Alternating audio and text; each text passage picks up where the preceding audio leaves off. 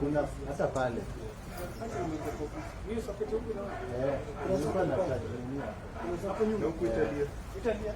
Tumezima. Okay.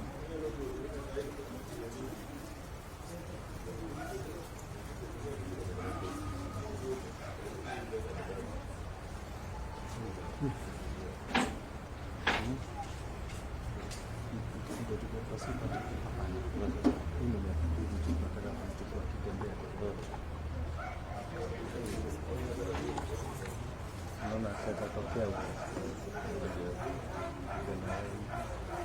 hapa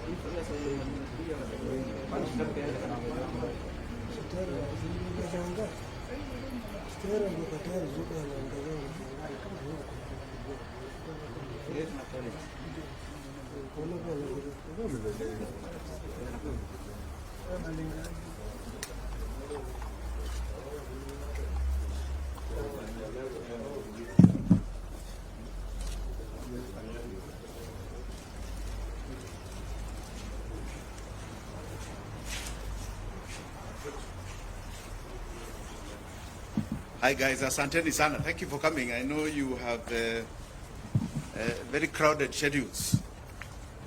I'm going to read a short statement. By my side is Willis Otieno. I'm sure you all know him. He was my running mate in 2022. Na hapo hapa. Let me proceed.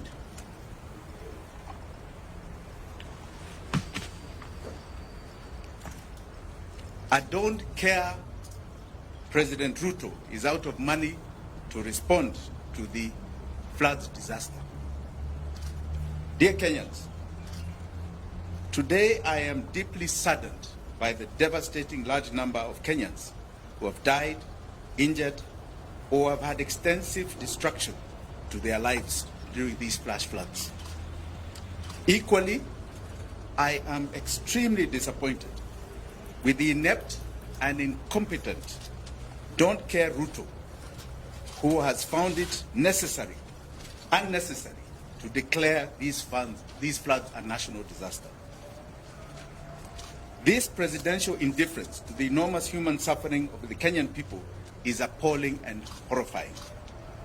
I don't care Ruto must unequivocally apologize to the people for his contemptuously abandoning them.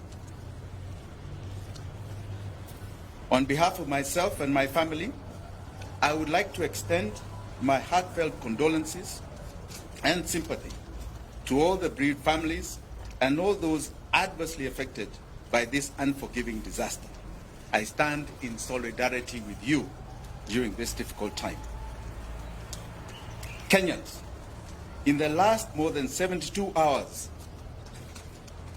of Kenya Kwanza government in action to set up and coordinate rescue and emergency services across the country, it has exposed I don't care Ruto as a government that is financially bankrupt. All Kenyans affected by this horrible disaster are entitled to receive full government assistance. After all, that is why we pay taxes, consistent with their urgent needs and priorities. A legitimate government is responsible for the safety and well-being of its citizens. That is the oath a don't caring Ruto took to protect life and property.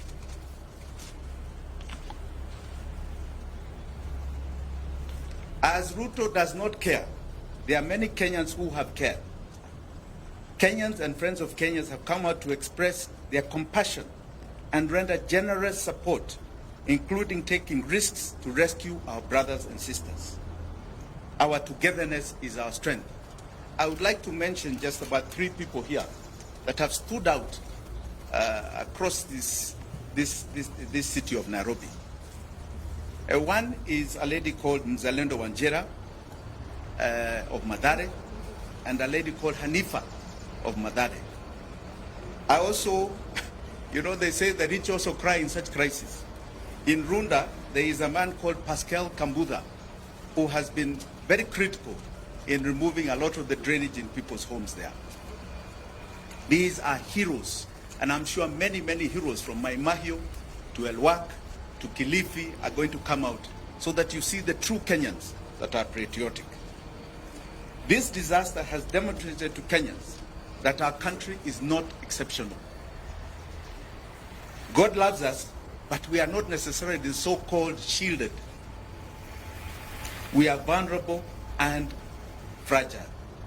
Our long-standing systemic political failure is sinking this country into the abyss. Further, this disaster has brought forth the crippling effect of our mammoth debt. I don't care Ruto can no longer live in denial. This debt is painfully killing this nation. Because of the debt crunch, this country is out of money to meet its even most urgent requirements such as this. Funding our rescue emergency services. You've not even seen the activation of our disaster center because they cannot find the money. We have been humiliated taking a begging bowl around the world in order to help our people at a time of need. In July 2022, I brought the attention of this nation to a forensic report we did on the public debt heist. We warned that the country is dangerously heading to debt distress with dire consequences. We are now living it. We are now living it. We were labeled alarmist. We've been talking for 2 years. We were labeled alarmist. Today, we are officially a country in debt distress. We are going through what you call a slow fiscal death. Neither raising taxes or borrowing more can resolve our chronic problem. Our country is disastrously sinking, fueled by this crushing debt. We are forced into a choice of servicing enormous debt and odious debt to serving our people. The levels of debt are so staggering. Public debt is estimated at 73.2% of GDP. What is more crucial, and I think you should note this, is that today, as we talk, in 9 months, 83% of our tax revenue is going to the payment of debt. It's going out. Doesn't serve us. It is going out to bad debt. The government has no money to react to our crisis. And unfortunately, the blue-eyed boys of the IMF and Western capitals, even those who are here, are busy telling us that our economy has stabilized. That is a lie. To understand this devastating debt situation, I don't care Ruto has no money to fund this crisis of floods. He is unable to meet his development and service provision obligations. He cannot pay pensions to retirees. He is unable to make disbursements of constitutional revenue share to counties. You've seen governors complaining about no money to mitigate against this current disaster too. His funding education capitation has become a nightmare to him, forcing schools to charge exorbitant parents' fees. His pending bills, our don't care Ruto, pending bills are now over 1 trillion shillings and have completely overwhelmed businesses who are being shut down by auctioneers. Our public health system has literally collapsed due to callous failure to pay our doctors, negotiated and signed CBA agreement. I don't care Ruto must stop lying to Kenyans. Tomorrow, civil servants and workers are celebrating Labor Day with tears and bleeding hearts because of these crippling tax conditions. Kenya is officially under IMF economic and fiscal straitjacket. IMF has imposed toxic, irresponsible and harsh policy conditions that have only worsened the country's dire economic situation. While I don't care Ruto took a high-interest loan to avert a direct default on the 2 billion euro bond maturing in June 2024, this has only compounded the debt problem. The country already has debt distress that is sucking oxygen out of the economy. The expensive loan is partly resolve the threatening Eurobond crisis, only kicked the can down the road at a very high cost. Borrowed loans in excess of the next 2 generations to pay in violation of the Constitution. The only way out for Don't Care Ruto is to stay with his current painful fiscal and tax policies path, which is taking the economy to the grave.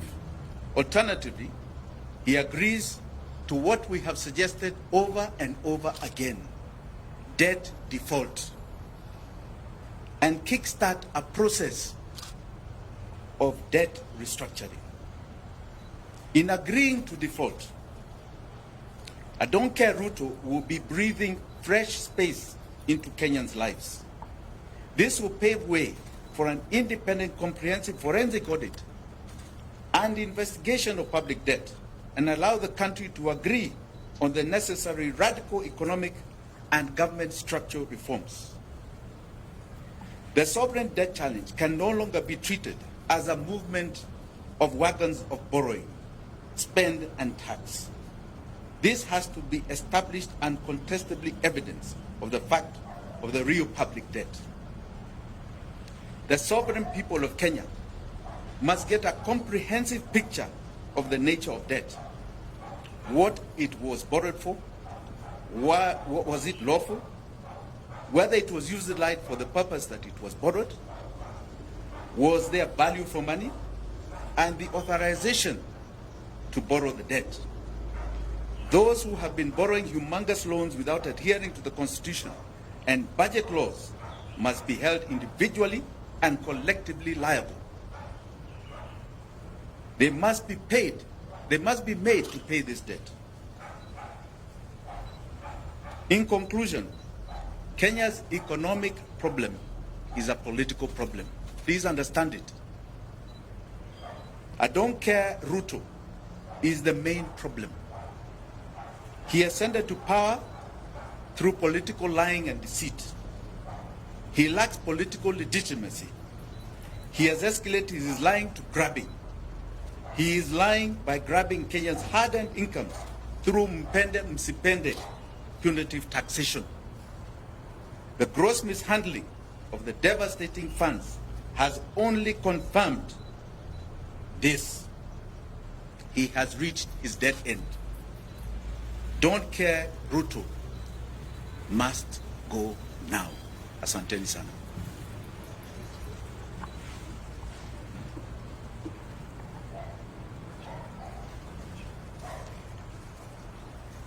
I also would like to add that as a family, we have what is called the Jimi Wanjigi Foundation that is giving a contribution to Red Cross to help those who are affected.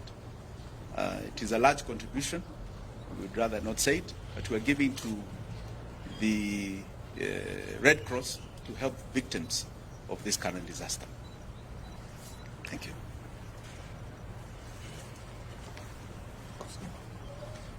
Any questions? No? Okay. Thank you. Until this hour.